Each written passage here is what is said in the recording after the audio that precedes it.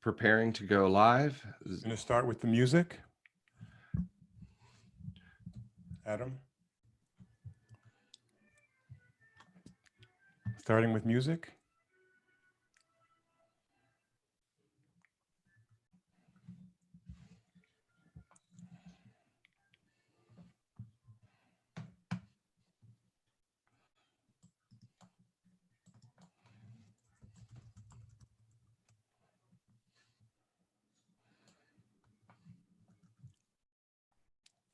Don't hear music.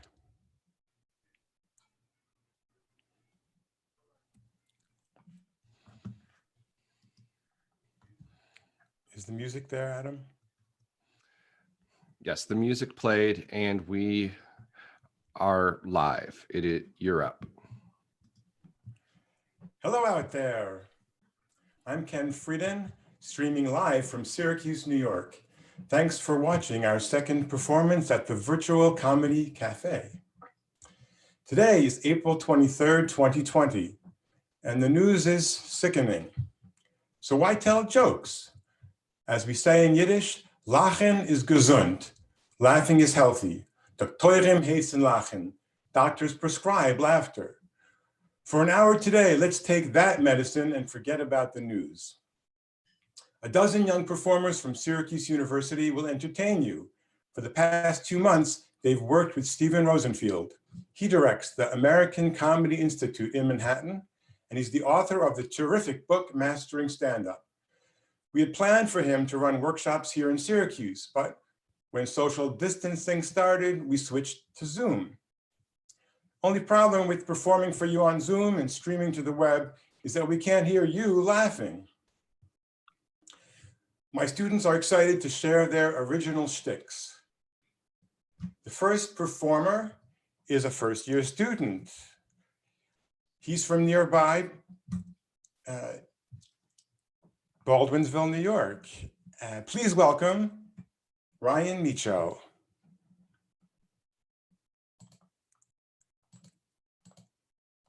Okay, Ryan's not here yet. Ryan's not here yet. Who's next?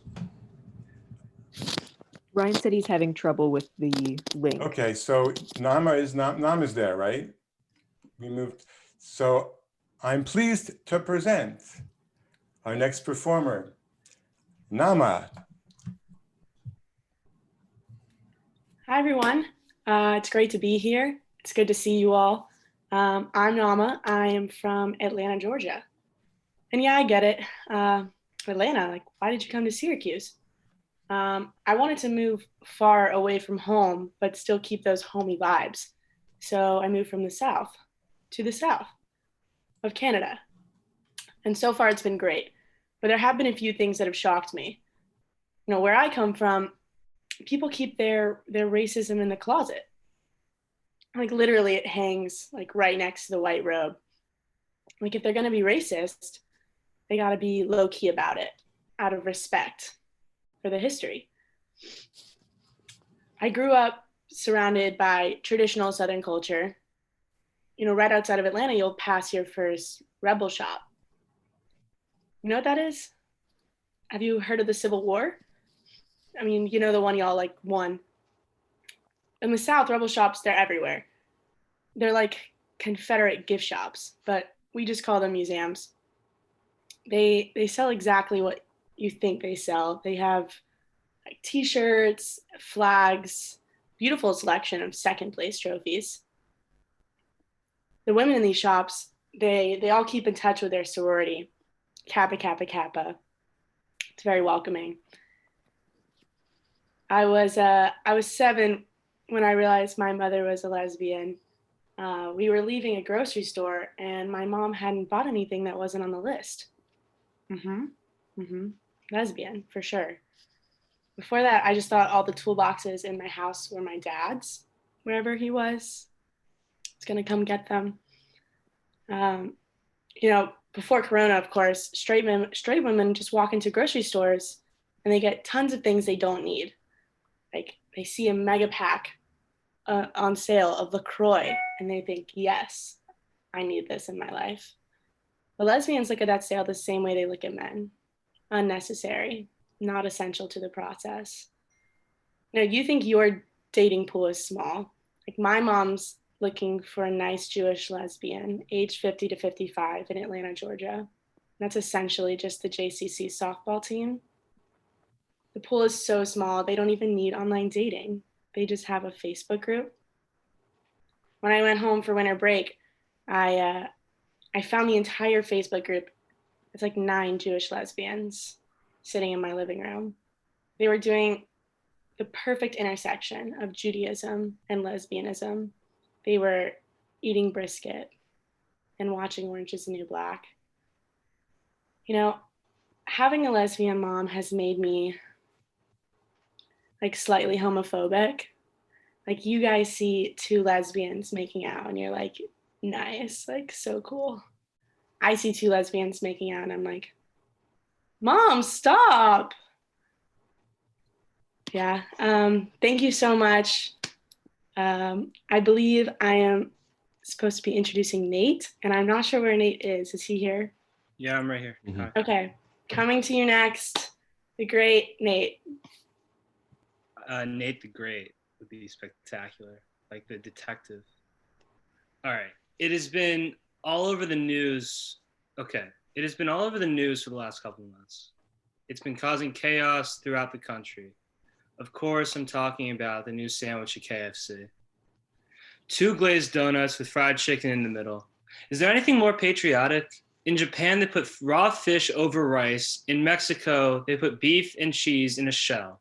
In America, they put fried chicken in between 2 glazed donuts. Give me your tired, your poor, your huddled masses. Nothing says the land of opportunity more than Uncle Sam, I mean Colonel Sanders, making you a sandwich with fried chicken stuffed between 2 glazed donuts. Look, this pandemic sucks for the people who are sick and dying. I know. But I've got to admit that I love being in quarantine. Like a lot of you, I'm watching the face of the quarantine, the Tiger King. Carol, the husband killer Baskin, riding her bike and saying, "Hey, all you cool cats and kittens." And Joe Exotic beheading Carol on his reality show. Joe is gay, but I really think he was in love with Carol. They're the Tiger King and Queen. That's why he paid the hitman only $3,000 instead of $5,000, because he didn't want him to go through with it. For me, this quarantine is working out because I got a 5-star bathroom here. Bathrooms fascinate me. I'm kind of like George Costanza in that sense. George once said, "Name any street in the city and I'll tell you the best bathroom." I have that same goal in life. My family used to travel a lot before we were quarantined. In Barcelona, we did all the touristy stuff, Gaudi this, Gaudi that.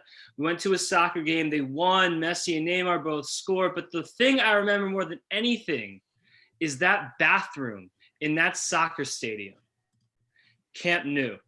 The bathroom is just a wall, giving new meaning to the term backsplash.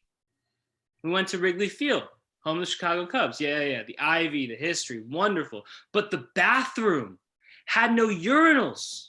It had one massive trough. It's peeing into a bathtub with 50 people staring at you. I got stage fright. Last night, I watched the movie Her. Now, I don't smoke.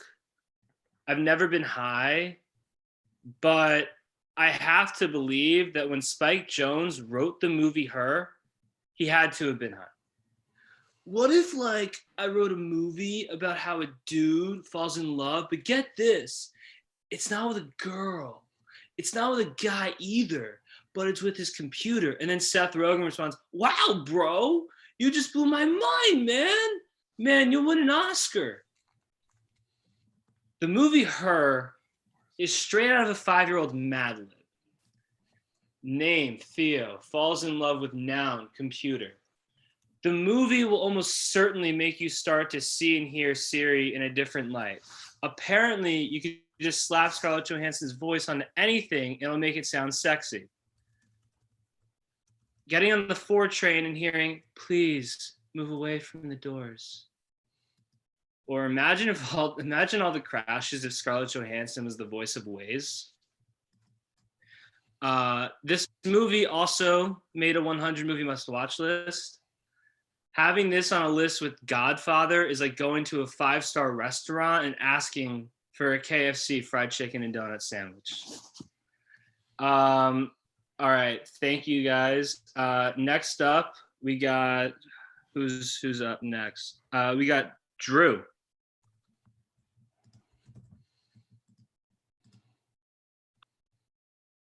All right. So my understanding of religion is about as clear as the water in Flint, Michigan. A Jewish mom and a Catholic dad explaining religion to me was like my attempt at running a marathon. Pretty much impossible. I did have a buddy run a marathon, and he told me that God was running with him. So I asked him, do you think God's nipples were as chafing as bad as yours?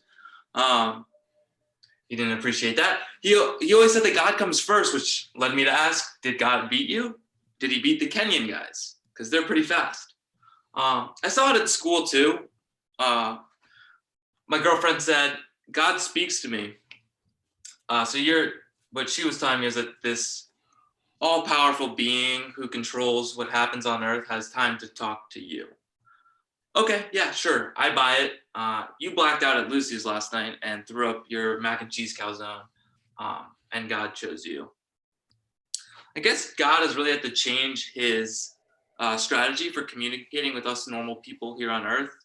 He used to do it through miracles and acts of crazy nature, but I guess right now in this time, that miracle would be having a good internet connection on Zoom.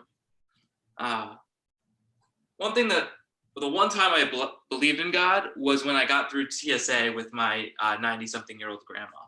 And the first thing I heard out of her mouth was, how the hell are we supposed to do this? Nobody really could stop her, though. The TSA agents just waved her right through because they recognized her from the last incident at the airport. Turns out you don't need to pay for pre-check if you're watching a senile old woman. I am glad she was the one with the drugs in her bag. You know, the dozens of pills that are unlabeled and probably decades old. I guess next time I travel, I'll choose her as my travel partner so I can sneak in a little something of my own. Thanks, guys. Up next, we have Rory from New York City. Hey, everyone. So I have a chronic cough, and it's always been a problem for me, but now it's kind of great. Whenever I visit the grocery store, it slips out. Whoops. Guess no one else wants the last chicken. I mean, talk about social distancing. I have the place to myself. But I knew I was really bored from quarantining when my family spent our day playing hide and go seek with the Roomba. It ended up being kind of upsetting because we still can't find it. Spending most of my time at my computer in my childhood bedroom. It's embarrassing when I'm on Zoom because my background is a portrait my mother made to my 6th grade self. It's practically a shrine, and I'm scared to take it down, but who's my mom gonna talk to when I move out? I've been trying to take it down for 10 years, but I really love staring at myself when I wake up. Speaking of myself, I'm a huge star on TikTok. My whipped coffee tutorial has 3.5 million views, 1 million of which were from my mom. I told my parents, I'm famous, I can drop out of school, I finally have a job. My 17-year-old sister is suffering from cabin fever. The other day, she asked me where to get a fake ID. I was like, damn, Jamie, where do you think you're going? Prepping for the future, I guess. Turns out she just wanted to get into the grocery store early. We found out when my dad ran into her at the store the other day. She was in a crazed frenzy trying to stock up on her cooking wish list of tamarind paste and bourbon-soaked vanilla beans. While my sister was trying to skirt the grocery store, my friend dragged me an hour north to Massachusetts. We waited in line for 2 hours just to get some Girl Scout cookies.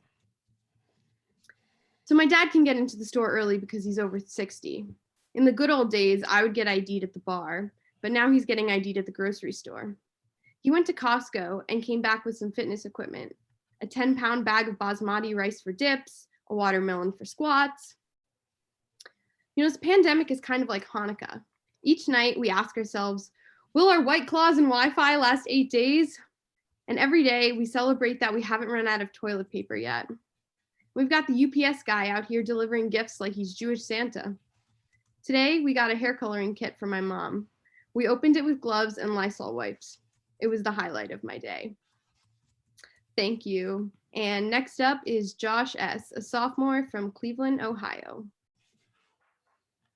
Thank you. Thank you, Roy. My family is very, very fortunate that we have access to a presidential level cabinet of advisors during this time.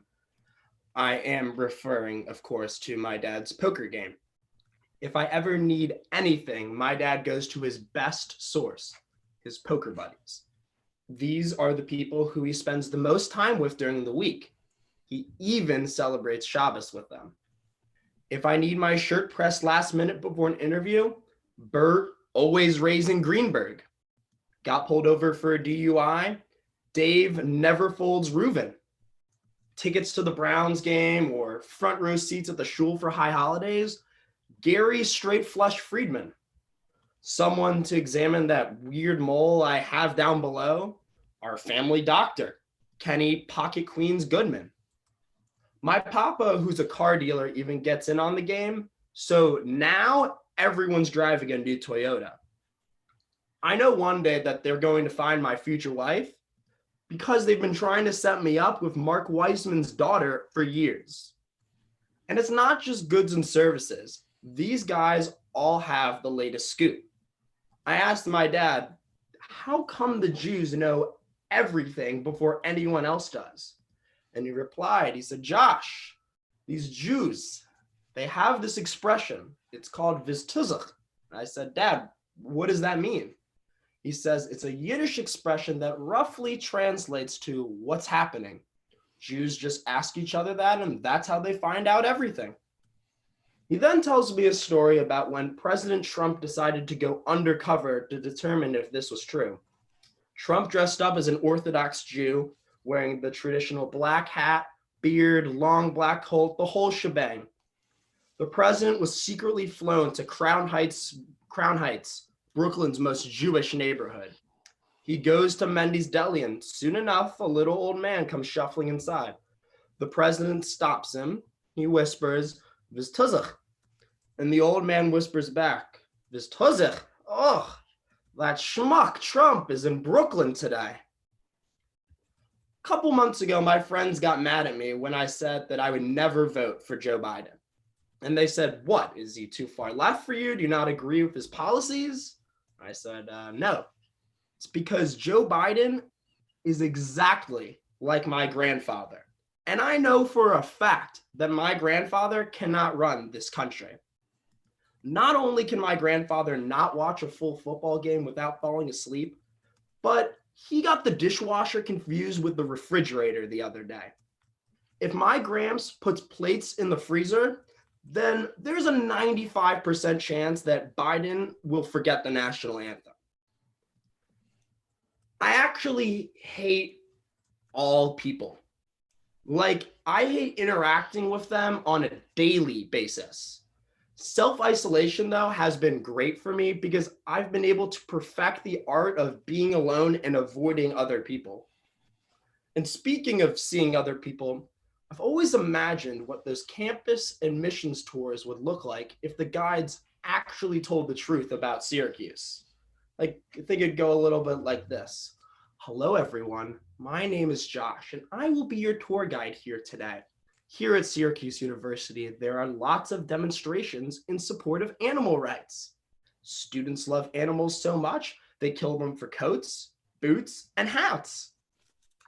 Right over here is the Carrier Dome, home of the Orange, the famous stadium named for an air conditioning company, but the stadium is not actually air conditioned. Some people plan their days around business meetings. Other people plan their days around rush hour traffic. But Jews plan their days around food. And here at Syracuse, that means planning days around noshing on the only edible thing on campus: pre-packaged pretzels and hummus. At graduation, when I cross the stage, I won't be thinking Syracuse University. I will be thinking Sabra Snackers. Thank you so much for listening, everyone. My name's Josh Schneider. And up next from Ireland, no, I don't think Owen's here. Up next, we have Emily Bright, a sophomore.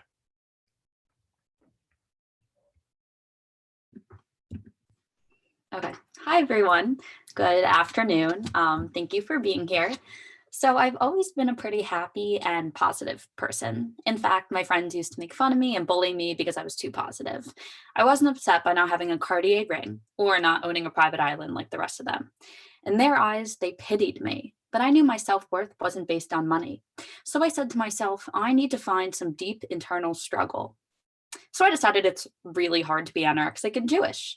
America is telling us you're never thin enough. Maybe this year you'll shed some pounds. But Jewish culture is saying you are an ungrateful bitch if you don't stuff yourself until you explode.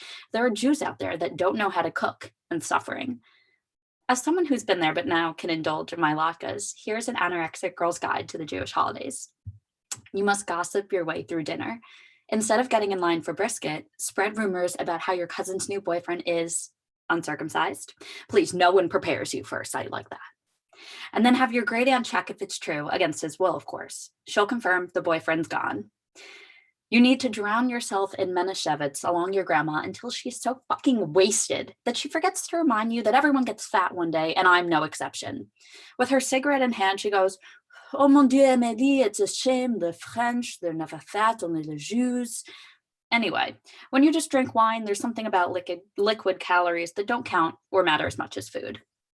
And 3, trick your great uncle with Alzheimer's, who was once a rabbi, obviously, into thinking that today is Yom Kippur and that everyone is secretly sinning. Every day is a great day to fast. It's also possible that I've always been an attention whore. I kind of blame my parents. I like to make big declarations and turn everything into a massive deal, even when no one wants to believe me. Like when I decided I became a woman when I got my first boyfriend at 16 years old. I tried to be rebellious and hide it for a bit, and then I decided to surprise my parents and tell them that I was finally cool and could be loved in this world. I have great supportive parents. I march downstairs, hair and makeup fully done for my date later, and I say, "Mom and Dad, I am no longer a child. I have a suitor." And they look at each other for a few seconds, and they start hysterically laughing. I stand there humiliated while my parents wiped tears from their eyes for 15 minutes, texting all of their friends the fake news. My mom calls my aunt on the phone and screams, "Apparently she found a boy that wants to date her. Who thought that would ever happen? I think she feels hopeless and is making it up." I was so hurt. Was I really that ugly and terrible that I didn't deserve love? So then I texted my camp friends who didn't find me to be the coolest person in the world. I texted them that I had a boyfriend this summer, so I couldn't pretend to fall in love with the skinny wannabe Jap boy. And I get responses saying, "You're joking. I'm going to kill myself if Emily has a boyfriend before me. Is there something wrong with him? Maybe she's lying to not sound like a prude anymore." So, as to me, who never cursed in front of anyone before the age of 16, replied with, "Suck my dick. I'll see you at camp. Love you all." And after that, no one questioned me again. And I had the greatest summer of my life. Fast forward 3 years later, however, my love life only went downhill. Everyone wants a rom-com moment to happen to them. And let me tell you, it's possibly one of my greatest talking points. I'm just like all other Jews. I love to complain about my misfortunes and then brag how they're worse than yours. You have a right to be jealous of me. It's a sob story and something that makes me look great. So my ex was a lying and cheating whore for 3 years. You can laugh at that. Still trying to make up lost time. In fact, I sound like Midge Maisel, so I'm happy with it. But then boys think they can pull the Romeo and Juliet type of shit on you and then win you back immediately. So in his act to save his damsel in distress, me, who was having no problem meeting new people, by the way, thought it would be a fantastic idea to get blackout drunk in the city, hop on a bus to Syracuse, and win me back in front of my entire family who was visiting for the Duke game. My knight in shining armor turned out to be a loser in tinfoil. As if a plastered cheating screenwriter, yeah, right, not a real profession, if you're really bad at it, who can't hold his liquor is exactly what I was dreaming about. So boys who think you're so romantic, shut up, take your head out of your ass, and pay for my expensive dinner. Thank you. And now, next, a fellow Jersey goer. Up next is Thomas, a junior at Syracuse. Hi guys, I'm Thomas. I'm a junior at Syracuse, and I'm from the great state of New Jersey. Jews have never won a religious war. My dad and I still have hope. Even before kids, my mom was trying to take my dad's Jewish culture away. My last name is Manning, but it was almost Milkowitz, about as Jewish as it gets. My dad's last wife was Jewish, and she was fine with it. My mom wasn't, nor was she allowing her kid to have the last name Milkowitz. Kids are bullies. Fast forward to my birth, and my parents are already arguing if my name should sound more Jewish or more Catholic. My dad was spitting out names left and right. Elias, Muris, Nachum. All great names. My mom was also spitting names, only louder. Brian, Ryan, Thomas. Well, if you know my mother, you'll see why I'm Thomas Manning and not Elias Milkowitz. My dad's a pretty good guy. Just never mess up his food order. One time he ordered chicken parm and realized once he was almost finished that it was actually veal parm. My mom and I exchanged one of those, oh my God looks. I knew exactly what she was thinking. Thomas, you restrain him. I'll apologize to the server, leave a 20% tip, no one gets arrested. Another war lost by the Jews to the Catholics. I've missed a few classes because I was deemed essential by the state of New Jersey. The importance of my work is second only to our healthcare workers. I work in a liquor store. I went in at the start of quarantine expecting a quiet day, and as soon as the doors opened, you would have thought we had a buy one, get one free sale on White Claws. Some people were walking in and you'd have thought the world was ending. How else can you explain someone buying 8 30 racks of Pabst Blue Ribbon and 30 packages of Marlboro Reds? I'm really nervous about working there because it's toxic. I'm not talking about the virus. I'm referring to my boss, Rob. He's a massive racist. And I think it's fair to say that because he keeps telling me that he is. He uses the N-word more than most rappers do. Rob always says, Thomas, you follow those people around so they don't steal from us.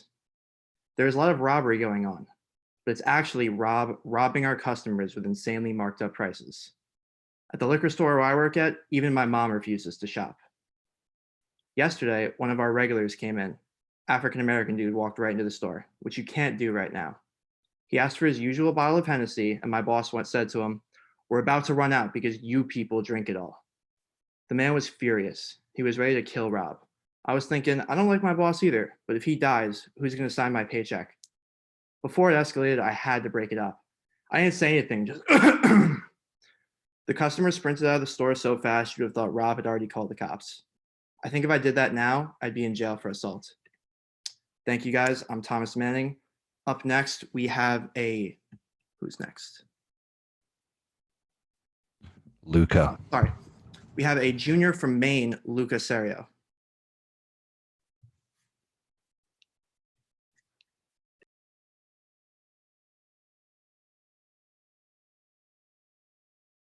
Wait, Luca, we can't hear you. Mic muted. Oh, there it is. Sorry about that. Thanks for the reminder. So I know everyone's cooped up, everyone's bored, everyone's home. There's no sports, nothing's really happening. Even the presidential election coverage has been on pause, which is such a bummer because I'd like to say that I think, despite the pandemic, a good old-fashioned CNN presidential debate would be exactly the type of blood sport to unite this country right now. Well, I know so many young Americans are beyond excited to watch Joe Biden eventually attempt to finish a sentence. I'll go on a limb and say the hypothetical Sanders versus Trump debate series would probably have rivaled any WWE SmackDown, just with less thongs and somehow more spray tans. Now, the logistics of getting that many people together at a time like this is almost impossible. So I did the adult thing.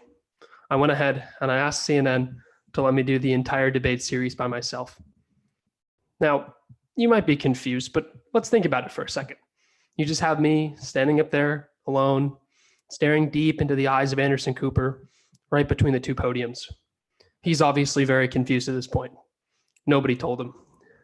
Gentlemen, tell me why you're the most ready to be the next president of the United States. So, of course, I'd think for a few seconds and then run to one side of the stage. I believe that the person who should be able to lead the next decade of America should be the person who has the support of the young people of this country. All it takes to create change is passion, vision, and Ben & Jerry's mint chocolate chip ice cream. And then, without flinching, I'd gather myself and gather my thoughts, run back across to the other side of the stage and attempt to somehow cut myself off. Now, Anderson, I love this country. Everybody knows how much I love this country, especially people like you. But, I don't want to live in a country that's ruled by a communist, even though I do love communists. Yeah, Anderson, you've had a long career. You're very successful. You've done some some good things, and let's face it, some questionable things. Your track record, it's so. And at this point, CNN has already turned off my mic, and now America has the rest of their evening to do literally anything else. Thank you. Up next, we have the Ellen Page of New Jersey, except talented, Jacob Bellotti.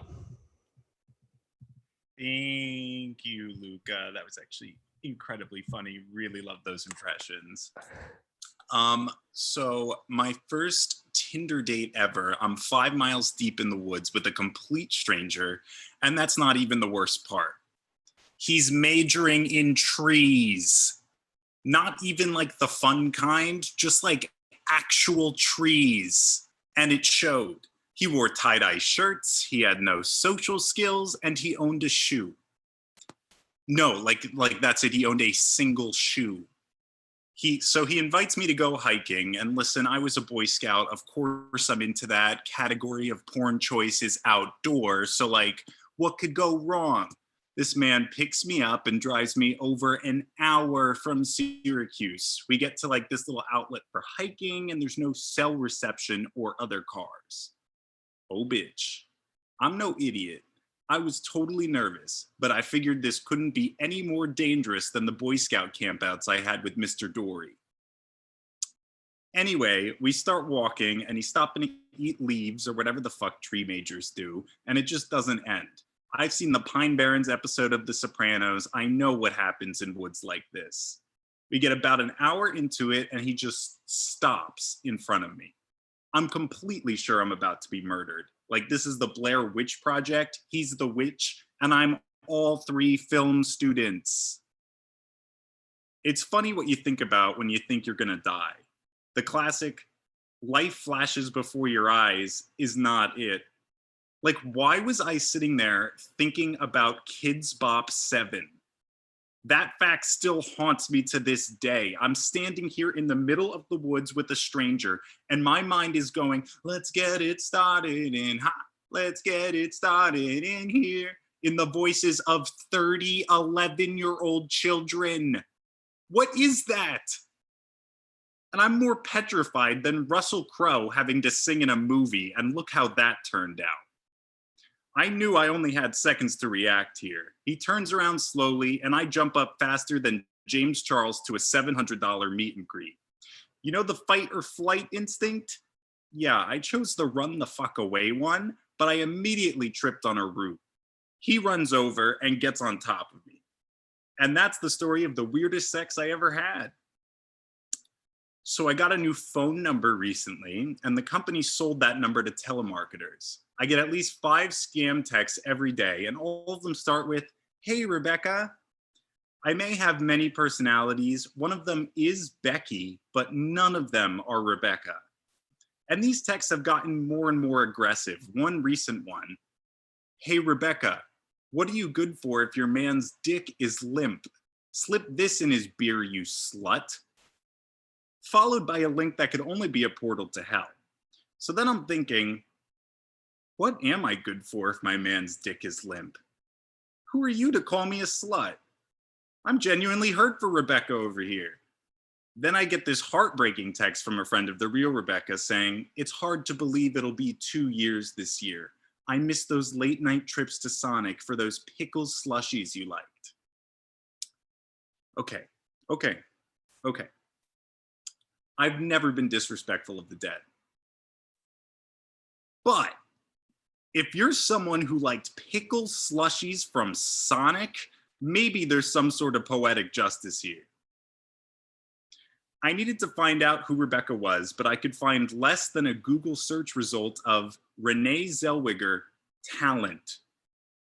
Then I get this one text that starts with, "Hey, Miss Golden." Flash forward 10 minutes, and I know that 47-year-old Rebecca Golden was a New Jersey bass fishing champion. Her death was a mysterious New Jersey bass fishing accident, no actual cause of death listed. What? A bass fishing accident? How do you die bass fishing? Does the fish flop in your face, knocking you out and overboard? Suspicious. And in New Jersey?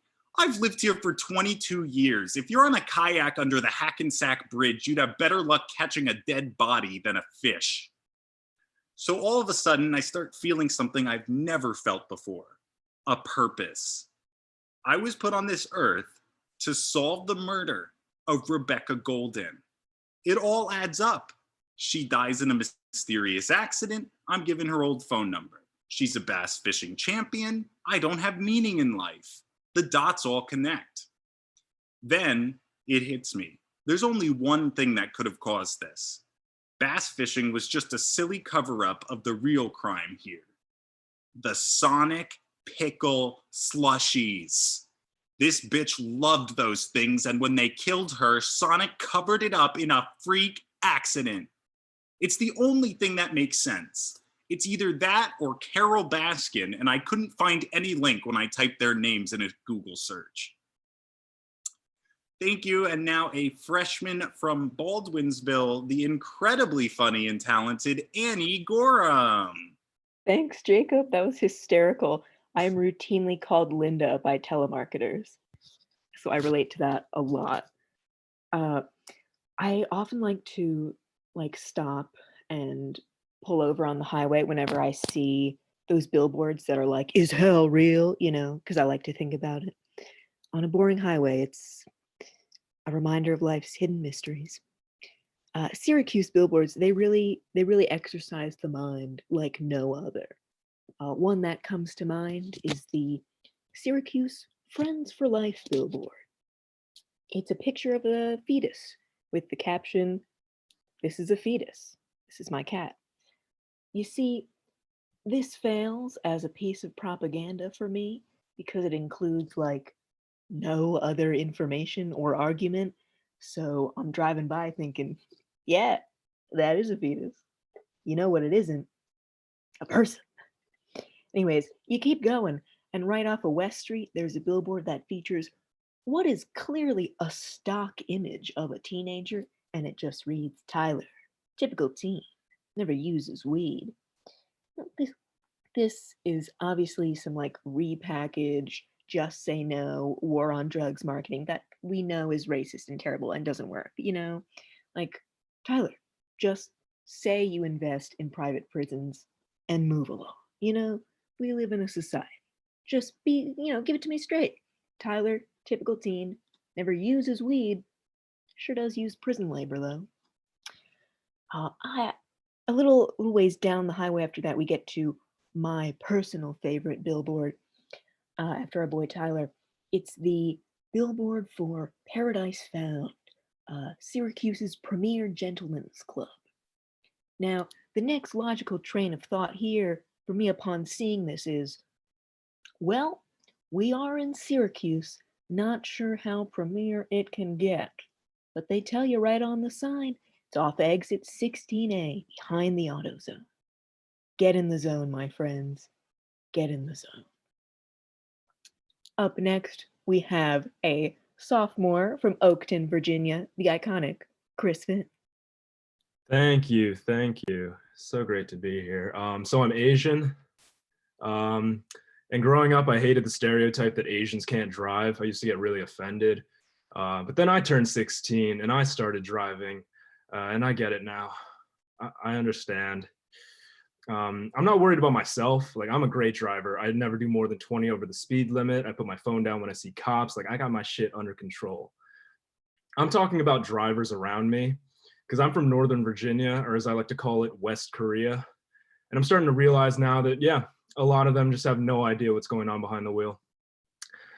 It's not a good look for us. And they always get in my way, which is the most annoying. It's gotten to a point now where if I get mad at a driver, I literally have to pray that they're not Asian before I confront them. I'll just be cruising on the highway, minding my own business. Then out of nowhere, I'll get cut off by an old Hyundai Sonata. So now I gotta honk and swerve, just talking to myself the whole time, come on, black, white, Hispanic, black, white, Hispanic, black, white, Hispanic. God damn it. It's always some elderly Asian lady who's 4'10". I can't yell at her. That's like yelling at my grandmother. I was once driving next to these two Asian women who are at least 95 years old, both wearing gigantic sunglasses, and I accidentally drifted into their lane because I was on Twitter. So they pulled up on my right and they started screaming at me learn how to drive. Sorry, my elderly Asian lady impression is still a work in progress. But I kind of felt bad for a second. But that's when I noticed that there was a dent the approximate size and shape of a fire hydrant right in the space where the front headlight was supposed to be. I'm like, okay, lady, that's a little hypocritical. You can't really say anything to me when you're out here hitting objects that don't move. I definitely get my bad driving habits from my dad, though. That man is nuts. He hops in the car with a 2-star wanted level. Everything's always a race to him. He's like, oh, it's a 40-minute drive. I can get us there in 12. Like, relax. He always claims he's a good driver. And I'm like, you got to stop that. You're not a good driver. You just know how to use a car. It's different. I know how to use a piano. You just press the buttons and it makes noise. That doesn't make me a good pianist. I usually take a nap when he's driving because it makes the trip go by faster. Plus I get car sick if I keep my eyes open. But with the way he drives, I feel like he's taking a nap too because he swerves so violently that my head always smacks against the window when I try to sleep. One time my nap was interrupted by my dad getting sideswiped by an 18-wheeler. You can laugh, it's funny. My head slapped against the window, as it does, except this time I woke up and just saw wheels. Nothing but wheels, 3 inches away from my face at 70 miles an hour. So now we both have to pull over. The truck driver hops out and he is just a tank. Just absolutely humongous. Like he's been fed nothing but bear meat and anabolic steroids his entire life. He's wearing a red flannel and a hat that just says beef. And I was actually scared at this point because my dad gets road rage sometimes, but he cannot be trying to pick a fight with a truck driver. This guy's built like an offensive lineman. Meanwhile, my dad is 5'8" in heels and is dressed like Mr. Rogers. So I have to calm him down because he's sitting in the driver's seat just yelling every curse word he can think of, like shit, fuck, poop, butt, wiener. He's not very good at swearing. But I'm like, you really cannot get angry with this guy. First of all, because it was your fault. I don't think this dude hopped into his truck this morning like, yeah, I really feel like taking out a Prius today. But not only does he probably have at least like 6 inches and 150 pounds on you, he also has a big ass truck with 18 wheels on it. You should be grateful he didn't kill us when you hit him. Please don't make him change his mind. Luckily, my dad kept his cool and the trucker was pretty chill, probably because there wasn't any actual damage to the truck, which was honestly pretty weak on my dad's part. This guy's carving stick figures into our doors. The least we could do is scratch a little paint, you know? So luckily, I haven't gotten into any serious accidents with my dad, but after that incident, I now get into the car with him completely prepared to be murdered at any moment.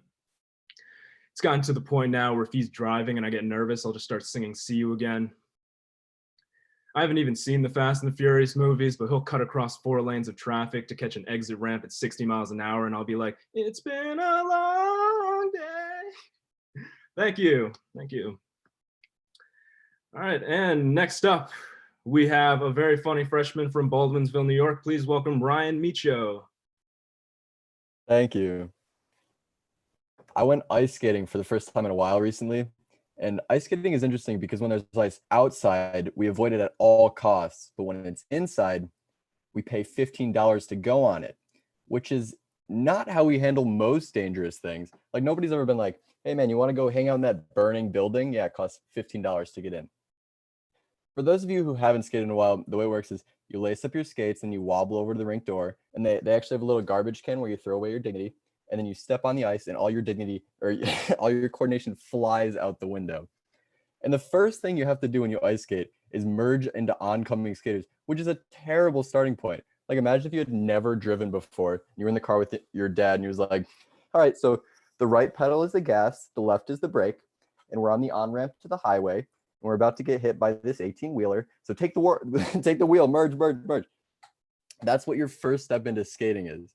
And there's no way to play off a fall when you're skating. Like you can only fall ridiculously. Like when you fall, your legs go baby giraffe with no real plan. And it takes time. That's the worst part. You have time to think while you fall. As you fall, you're like, oh no. Oh man, here we go. Did I finish that biology essay? And like learning to skate, it's like learning to walk, except nobody's actually helping you learn. It's kind of like if parents took their baby, however you hold the baby, I don't know, and they brought it to a track meet And right before the 100-meter dash started, they just tossed their baby on the track and they were like, "Run, Michael, run!" Thank you, guys. Up next is Drew.